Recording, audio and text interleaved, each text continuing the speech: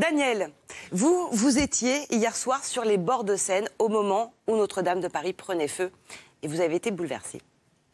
Hier soir, vers 19h, je regardais les reflets joyeux de la Seine quand certains d'entre eux sont devenus plus rouges que bleutés ou verdoyants. J'ai levé les yeux et j'ai vu son toit commencer à flamber. Je suis resté ahuri, idiot, impuissant et j'ai assisté à l'agonie rapide d'une grande sœur.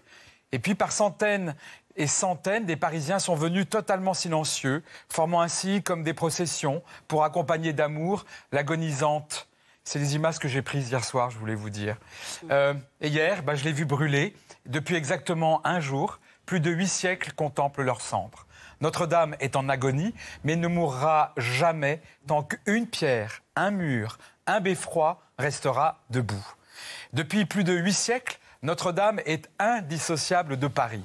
On s'y presse depuis longtemps, comme le prouve cette œuvre de Jean Fouquet réalisée en 1450. Et déjà, des pèlerins se rapprochent pour se blottir auprès de la cathédrale. Alors Paris, il ne faut pas l'oublier, s'est construite, développée à partir de l'île de la Cité, dont la cathédrale est devenue, il y a plus de 850 ans, le navire amiral, la figure de proue.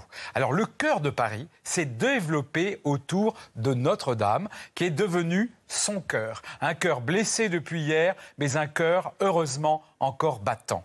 Alors auprès de Notre-Dame, depuis des siècles, vous l'avez certainement fait, on se balade. Comme ici, on est en 1901, on va quoi faire depuis des siècles? On va à la cathédrale, on se blottit contre elle, on se réfugie dans son ombre quand il fait chaud. Notre-Dame, c'est la bonne copine, toujours là quand on a besoin.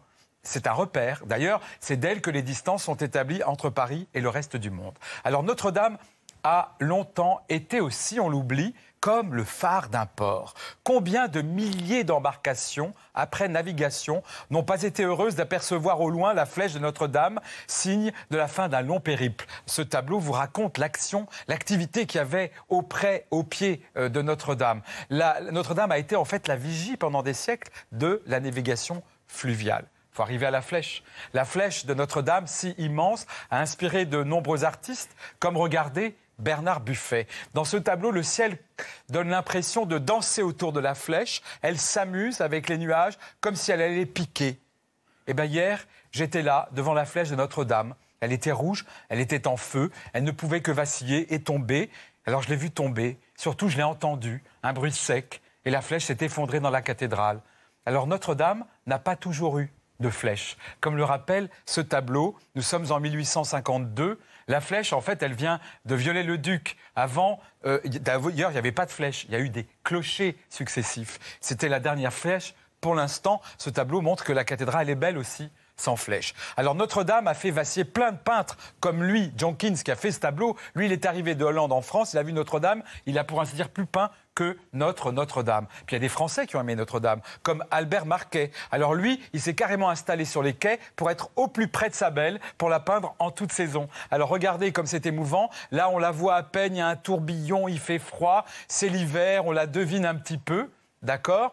Mais il l'aime, hein. Puis alors, il y a quelqu'un qui a adoré aussi la cathédrale de Notre-Dame. Alors lui, il l'a peinte de façon beaucoup plus joyeuse. C'est Paul Signac. Alors vous connaissez Paul Signac parce que c'est un des inventeurs du pointillisme. Donc là, regardez, elle est toute joyeuse, elle est orange. Elle est contente, elle appartient à un mouvement d'art qui est le pointillisme. Quand même, merci Signac. Alors Notre-Dame, il ne faut pas l'oublier, c'est une œuvre d'art elle-même, réalisée par des centaines d'artisans et d'architectes au fil des siècles. Et elle est même très branchée parce qu'elle a même été elle-même, il y a encore quelques mois, support à œuvres d'art vidéo, branchée et moderne, Notre-Dame. Voilà. Hier, quelque chose s'est terminé, a disparu à jamais. En passant le long des quais, comme je le fais chaque jour, je ne verrai plus jamais la Notre-Dame que j'aimais voir quand j'étais enfant. Pardon. Merci beaucoup, Daniel. Merci beaucoup. Résumé de nous les Français, on aime beaucoup l'humour et on est aussi très fort en émotion. Ouais, c'est ça, vous êtes très latin, vous êtes émotif. Oui, c'est ça.